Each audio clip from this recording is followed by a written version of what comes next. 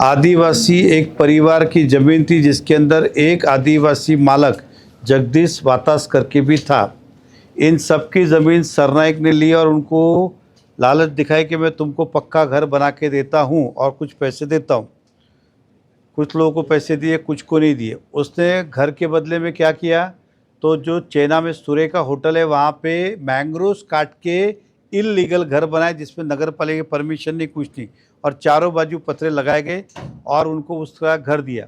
उसमें एक आदिवासी को पता चला कि अपना घर आज नहीं तो कल टूटने वाला है, हमारे को सरनाइक ने फंसाया है, वियांग कंपनी ने फंसाया है। इसके लिए उस आदमी ने परेशान होकर सुसाइड किया, ऐसी हमारे पास पूरी जानकारी है। इसलिए सरनाइक ने राजीनामा देना चाहिए और सरकार ने इसको गंभीर लेके इस पर कार्रवाई करनी चाहिए। जगदीश वातास नाम के व्यक्ति को 24 तारीख को शाम को सुसाइड करना पड़ा।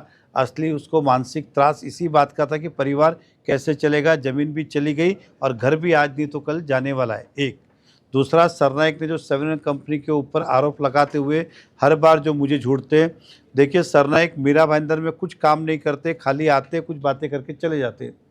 3 प्रकार की कंप्लेंट थी, तीनों प्रकार में कोई तथ्य नहीं है और जिसका रिपोर्ट कलेक्टर साहब को भेजा गया तो कलेक्टर साहब ने एक तरफा उनके रिकॉर्ड में था वो भेजा। हमारे पास क्या डॉक्यूमेंट थे, जानकारी कलेक्टर के पास थी नहीं, उन्होंने बताई भी नहीं। इसलिए हमने सब वो आदिवासी को कल बुलाया और सभी ने जाके तहसीलदार को और कलेक्टर को लेटर दिया कि जिन्होंने शिकायत की थी हमारा इन ज़मीन से कोई लेना देना नहीं, हमने गैर समझौते में कंप्लेंट दी थी, हम अपना कंप्लेंट विड्रॉ करते। और बाकी 2 कंप्लेंट थी वो तो कलेक्टर ने भी चेक करके बताया कि इसमें कोई तथ्य नहीं है, आदिवासी झूठ बोल रहे। धन्यवाद। मेहता जी, आप पर भी गंभीर आरोप लगाए गए, आपने भी आदिवासी के लोगों के साथ में फ्रॉड किया, इस तरह का सरनाइक के आरोप। देखिए, मैंने कहा सरनाइक जो है ना, दूसरा को उसको कुछ काम आता ही नहीं है। कभी वो कहते 30% ज़मीन है, कहीं बोलते हैं फ्रॉड है। मैंने आपको डॉक्यूमेंट दिए कि सारे डॉक्यूमेंट के हिसाब से सभी का पेमेंट हुआ है और जो भी व्यवहार हुए हैं वो सरकार के नियमों के अनुसार ही हो रहे। कलेक्टर ने फिर कहता हूँ जिस बात का उल्लेख किया है तो कलेक्टर के पास एक तरफा था, इसलिए उन्हीं आदिवासी जिन्होंने शिकायत की थी उन्होंने जाके कल अपनी शिकायत भी विड्रॉ की और कहा कि हमारा समाधान हो गया है।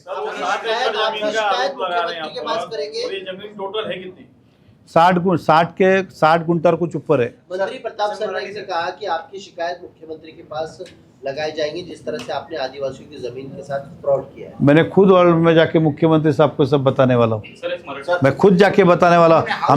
हमने गलत नहीं किया तो हम डरे क्यों, आप समझ के चलिए।